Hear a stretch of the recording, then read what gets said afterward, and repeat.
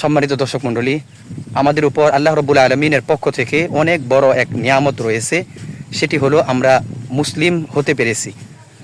এই জন্য আমাদেরকে নিয়ামতের শুকরিয়া আদায় করতে হবে। তো নিয়ামতের শুকরিয়া আদায় যেভাবে করা দরকার সেভাবেই করতে হবে।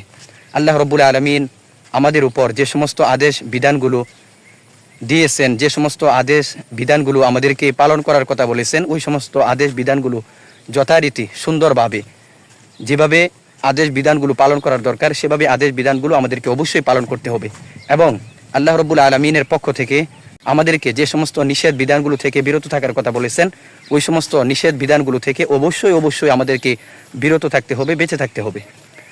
যদি আমরা আল্লাহ রাব্বুল আলামিনের আদেশ বিধানগুলো যথারীতি যথা নিয়মে সুন্দরভাবে পালন করতে পারি এবং নিষেধ বিধানগুলো থেকে নিজেদেরকে বিরত রাখতে পারি, তাহলেই আল্লাহ রাব্বুল আলামিনের পক্ষ থেকে আমাদের উপর যে নিয়ামত রয়েছে এই নিয়ামতের শুকরিয়া আদায় হবে।